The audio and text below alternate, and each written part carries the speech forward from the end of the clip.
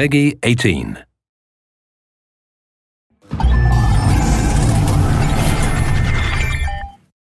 Hello everyone, I'm Colin Graham. I'm the animation director on Watch Dogs, and today I'm excited to present to you a vertical slice of the Watch Dogs free roaming experience. So actually, this is not a mission.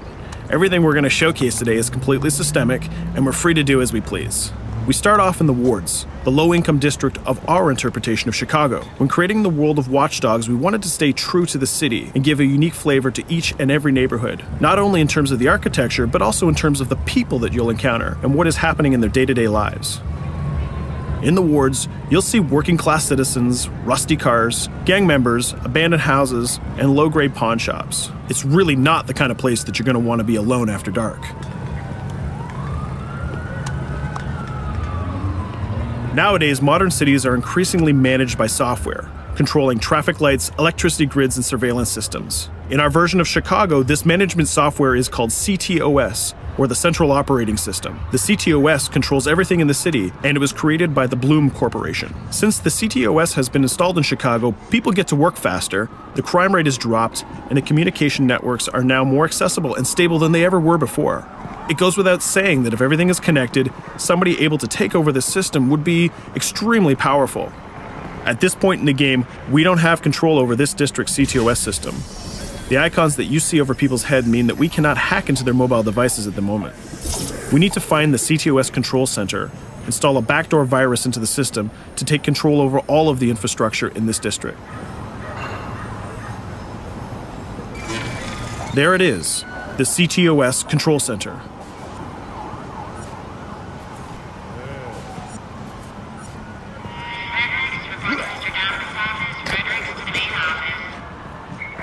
Watch it. You're walking someplace you got no business. It's heavily guarded. Let's see if we can find the server access codes from a distance. With cameras, we can explore restricted areas without being spotted, tag different guards, and access details on their lives. What the hell is she doing with that weasel motherfucker? It seems that Bloom employees all have a sort of shady past. There it is, the access code to the server room. Unfortunately, we can't access the server via the cameras. We need to sneak inside. One thing that was really important to us when we designed Watch Dogs was to fully support different player styles. Every situation in the game can be tackled the way the player sees fit. In this situation, we can go all out guns blazing, completely stealth without the guards ever seeing us, or we can hack from a distance without ever setting foot inside the restricted area. Let's hack this forklift. Aiden can use the environment to distract and lure guards. Pretty much anything you hack has multiple functions. So, for example, you could use this forklift to access the roof, or you could use it to create cover. Hacking in Watch Dogs is all about player expression. Let's set an improvised explosive device so we can hack it a little bit later.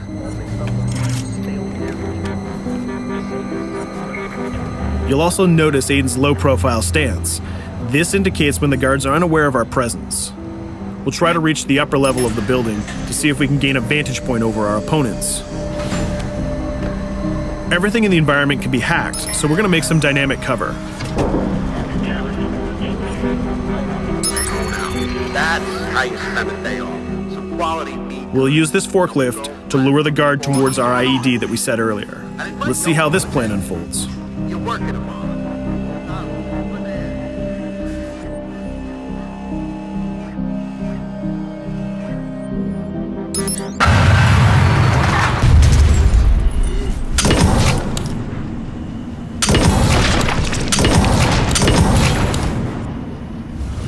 What you just saw is called focus. It represents Aiden's analysis capabilities and his quick reflexes. This gives the player more time to combine core game mechanics together, such as shooting, hacking, and driving, in order to handle more complicated situations.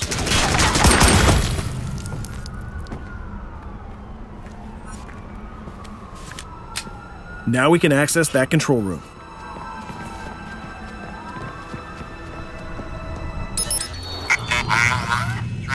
Drop 2, 5.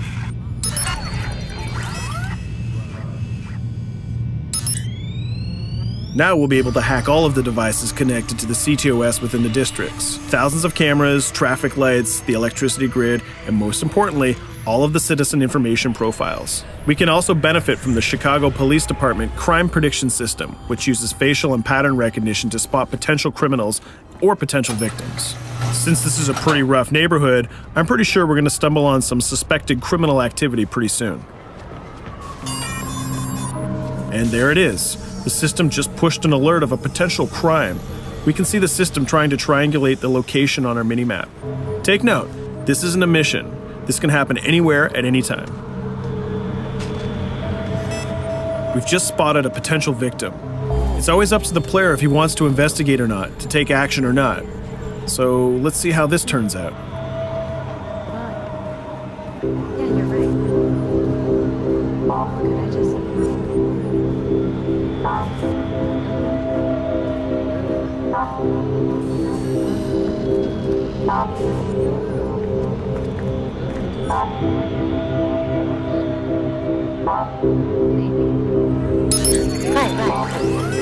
You think you're leaving me? Huh?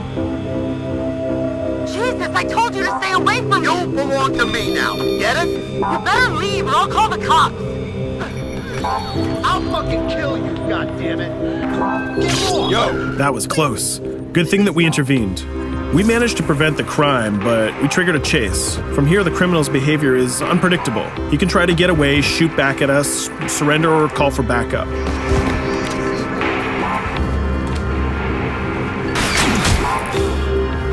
It seems like he decided to get away by car. Let's chase him down. In Watch Dogs, we have a wide variety of vehicles. Each one of them has their own unique properties and handling. Let's see how we can use the CTOS to our advantage to neutralize this criminal and leave the cops to deal with him later.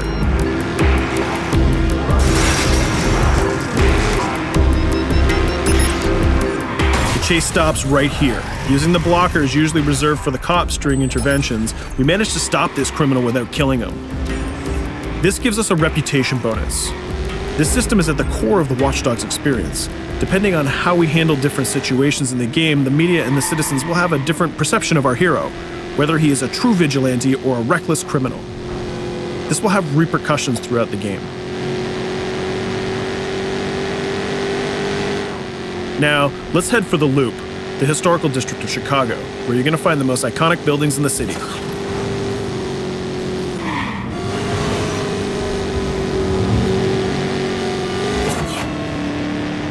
We're going to go to a gun shop to see what arsenal is available for players.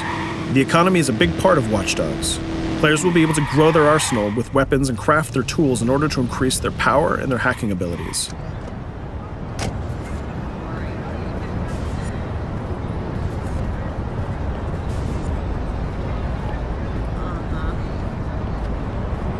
No, it's okay.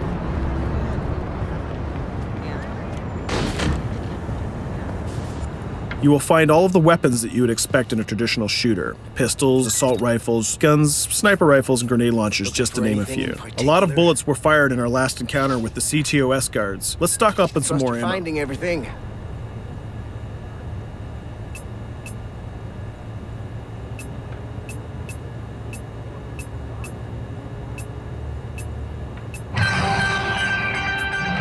As we mentioned earlier, the media keep track of your actions and the citizens are going to react according to the perception that they have of you. Here, the media is reporting a crime in which you are the #1 suspect. The gun shop owner recognized you and decided to trigger a silent alarm to notify the police. Copy that. Possible wanted suspect presumed armed and dangerous. Police are now trying to locate the source of the threat using the surveillance system in the city, represented by the yellow circles on the minimap. Come in, PH3.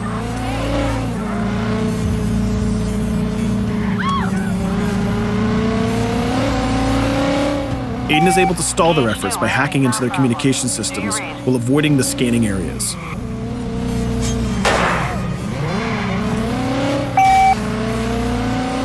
PH units, do you copy? Repeat, squad to all PH units. Once they've lost our trail, we can go back to our activities.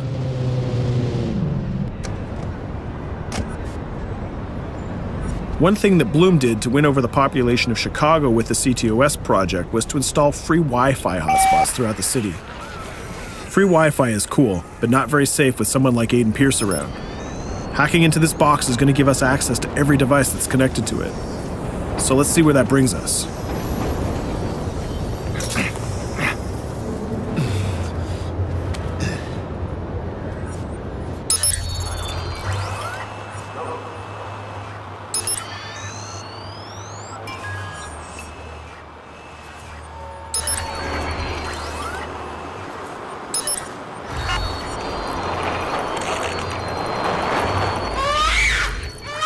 We just hacked into the webcam of a laptop. It seems that we're in the apartment of a mother and we can hear her baby crying in the background.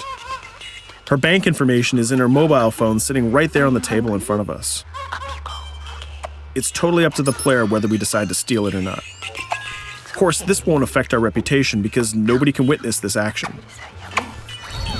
Just like in real life, nothing is totally black or white, but rather many shades of gray. This is exactly the situation where we want the player to question his own morality. Let's go withdraw that money. If you think that you're alone, think again. Aiden is not the only hacker in town. Someone's trying to install a backdoor virus on Aiden's phone in order to steal a portion of the information that he's gathered through the game so far. First, we're gonna have to reach the area where the signal is coming from.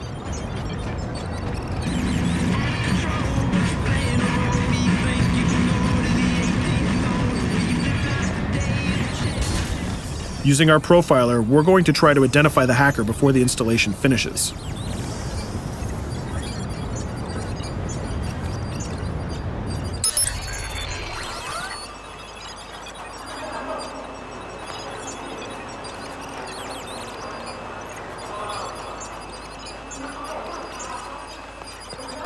There he is. In Watch Dogs, things aren't always what they seem to be. This is actually another player that seamlessly came into our single-player experience. Let's not let him get away with this. We're going to teach this guy a lesson.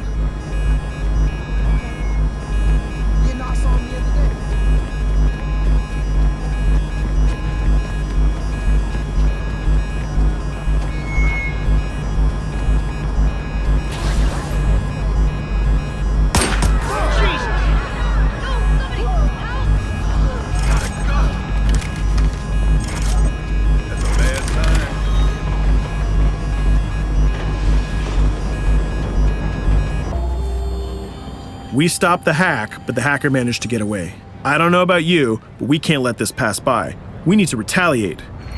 Using the grid, let's see if we can find that second player. There he is. Let's enter his game seamlessly.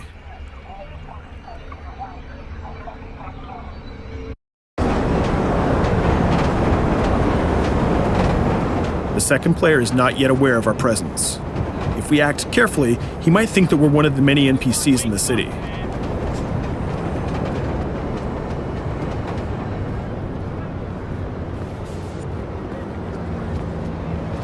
What was that?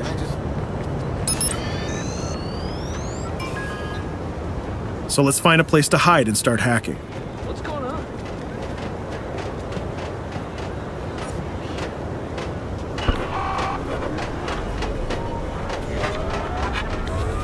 The second player has just been alerted that a breach has occurred on his phone. He's trying to find us using his profiler.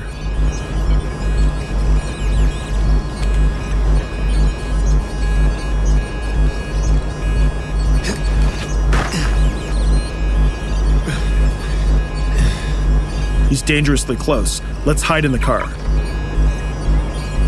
We're spotted. Let's get out of there.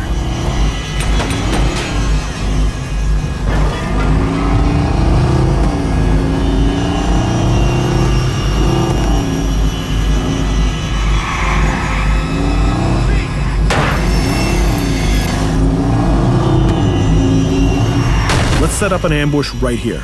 By dragging the other player back here into the alley, we make sure that no civilians get hurt during the firefight. We didn't succeed in hacking the second player, but we did get a little bit of revenge.